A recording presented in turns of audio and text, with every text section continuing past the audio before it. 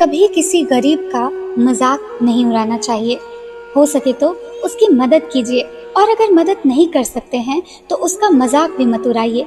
वो सब देख रहा है जो ऊपर बैठा है। उसकी नज़र में अच्छे बनिए। दुनिया की नज़र में अच्छा बनकर कोई फ़ायदा नहीं है। दोस्तों, आज जो कहानी हम लेकर आए हैं आपके लिए, वो कहानी सुनकर आपकी आंखें भर आएंगी। ये कहानी एक गरीब पिता और उसकी बेटी की है। वह बार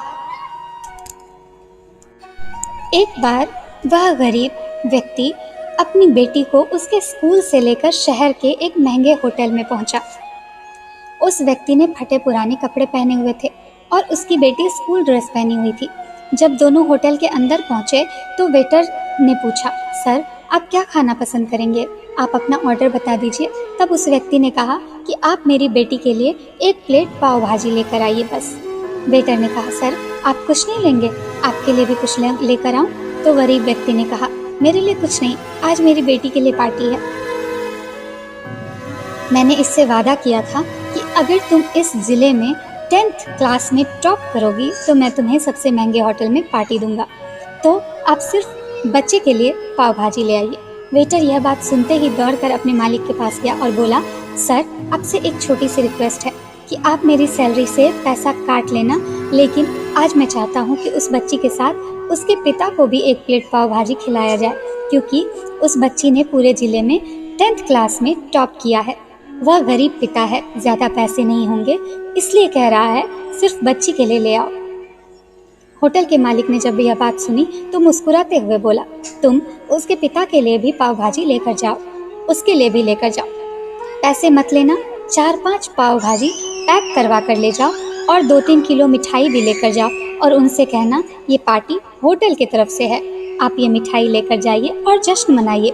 जब वेटर ने 2 प्लेट पाव भाजी लेकर गया तो वह व्यक्ति चौंक गया और बोला, मैंने तो एक ही मंगाई थी, मेरे पास पैसे नहीं हैं। वेटर बोला, अरे सर, शर्मिंदा मत कीजिए, ये पार्टी होटल की तरफ से है, आपकी बेटी हमारी बेटी ने टॉप किया है, ये मिठाइयाँ लेकर जाइए और जश्न मनाइए। पिता और बेटी बहुत खुश हो गए और चले गए। कई साल बीत गए। उस गरीब पिता की लड़की अब यूपीएससी की तैयारी करके कलेक्टर बन चुकी थी और इत्तेफाक से उसी शहर में उसकी पोस्टिंग हुई थी। उस लड़की ने उस होटल में सूचना पहुंचा दी कि मैं उस होटल में लंच करने के लिए आ रही हूँ। होटल के मालिक ने जब यह सुना तो होटल को पूरी तरह से सजवा दिया। गांव में यह बात पूरी तरह से फैल गई और कस्बे के सभी लोग उन्हें देखने के लिए आने लगे। कलेक्टर अपने पिता के साथ उस होटल में पहुंची। कलेक्टर ने होटल के मालिक से कहा कि शायद आप मुझे पहचाने नहीं, हम वही पिता पुत्री हैं जो हमारे 10th क्लास में टॉप करने पर आपने हमें पार्टी दी थी। हम वही पिता पुत्री हैं, आज फिर से आए हैं और आज पार्टी हम देंगे आपको, आपके पूरे स्टाफ को और पूरे गांव को, क्योंकि आपने गरीब का सम्मान किया है। आपने उस दिन जो पार्टी दी थी मुझे बताया कि मुझे कितनी ऊंचाई तक पहुंचना है और कितनी बड़ी मंजिल को छूना है। आपने एक नई प्रेरणा दी थी और आज मैं उसी प्रेरणा का एहसान चुकाने के लिए आई हूँ। वो मैडम ये सब कहती जा रही थी और आंखों से आंसू बहते जा रहे थे।